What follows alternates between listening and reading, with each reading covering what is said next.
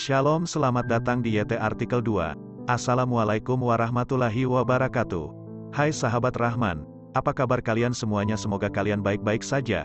Untuk teman pekerja yang jauh, perantau dalam negeri atau di luar negeri, yang jauh dari keluarganya seperti admin, semoga kalian semuanya dilindungi dan diselamatkan dalam pekerjaan masing-masing. Dan untuk sahabatku yang bersama keluarganya, semoga kalian sehat selalu dalam lindungannya. Amin. Episode 117, kisah seorang cleaning service yang ternyata anak orang kaya. Para sandera dibebaskan, berjalan keluar dari bank melihat minibus di depan, si pria keriting dan 4 perampok lain tampak jelas canggung dan penasaran.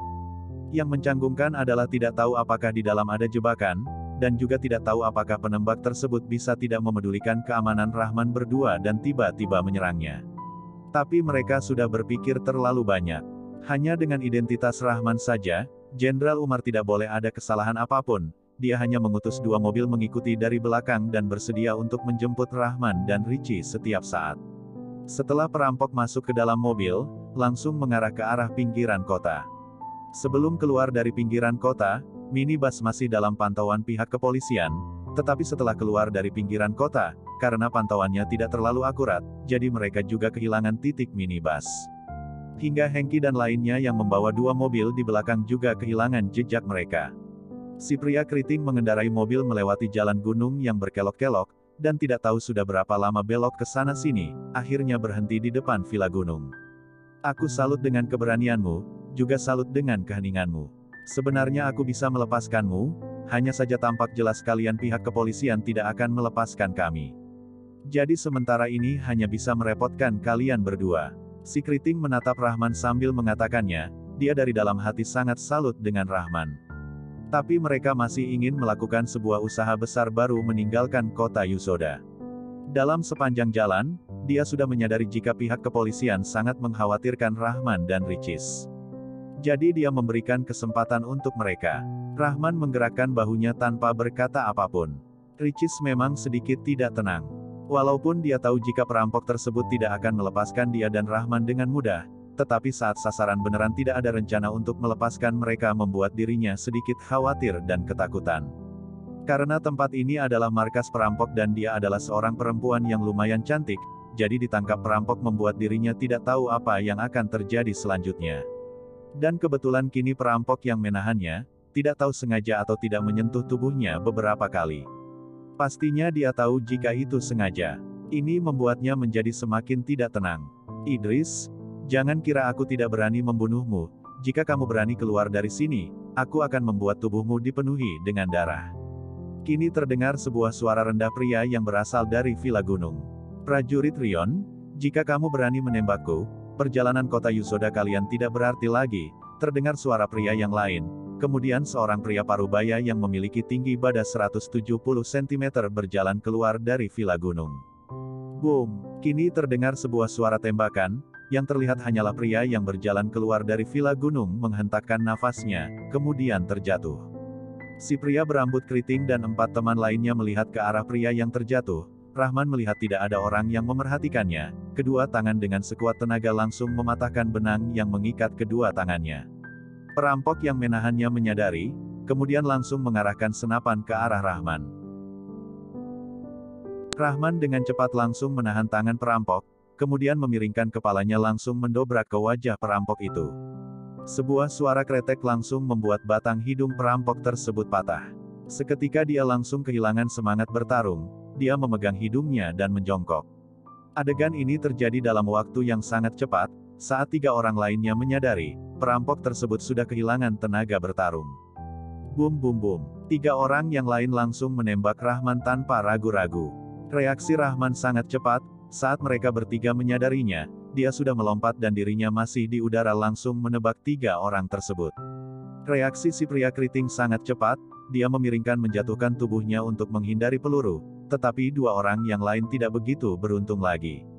Dada mereka tertembak dan terjatuh dengan darah yang mengalir. Ricis langsung bersembunyi ke belakang minibus setelah melihat keadaan ini, kemudian memutuskan tali yang mengikat di tangannya dengan cepat. Untungnya sebelumnya perampok itu tidak mengikat tangannya di belakang, jika tidak akan lebih merepotkan. Kini Rahman juga tiba di belakang minibus, dia membantu Ricis melepaskan talinya kemudian berdiri dari sisi lain mencari si pria keriting. Kini si pria sedang berlari ke arah pintu gerbang Villa Gunung. Rahman melihatnya, kemudian langsung menembaknya. Boom! Si keriting langsung terjatuh saat mendengarnya, walaupun tembakan Rahman sampai ke punggungnya, tetapi tidak sampai di bagian vitalnya. Jadi meskipun si pria keriting terluka, dia tetap merangkak keluar dari pintu gerbang. Apa kondisi di bagian luar? Saat si pria keriting merangkak keluar, dia melihat 4 hingga 5 pria berbadan kekar menatap dirinya. Sebelumnya mereka mendengar suara tembakan, jadi tidak berani keluar karena tidak tahu kondisi di luar. Sial, sudah gagal. Awalnya sudah ada 2 tahanan, tidak disangka orang itu sangat hebat, jadi aku juga sudah tertipu, si pria keriting mengatakannya.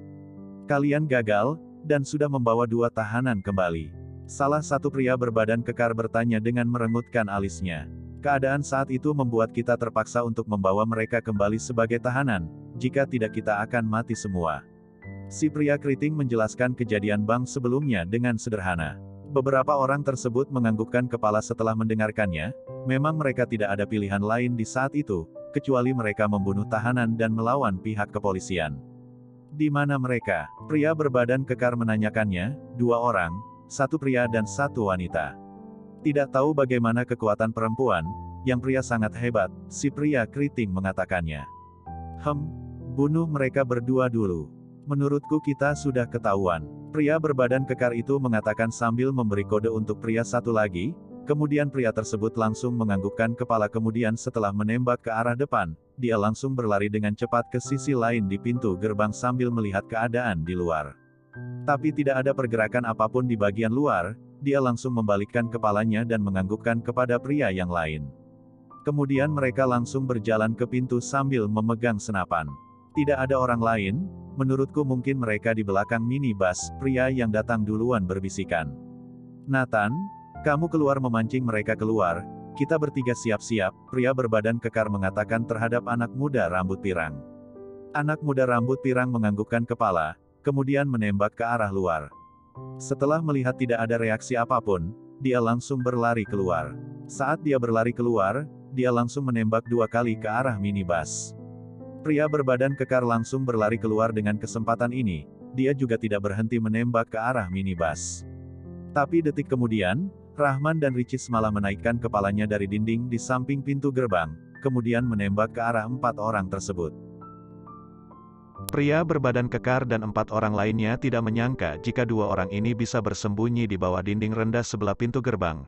Saat mereka menyadarinya, 4 orang tersebut sudah tertembak. Teknik menembakmu lumayan tepat. Ricis melihat dan mengatakan kepada Rahman, kamu juga lumayan. Rahman senyum kemudian mencari ponsel dia dan Ricis. Lalu membuangkan ponsel Ricis kepadanya bermaksud untuk menyuruh dia menghubungi orang datang untuk membereskannya.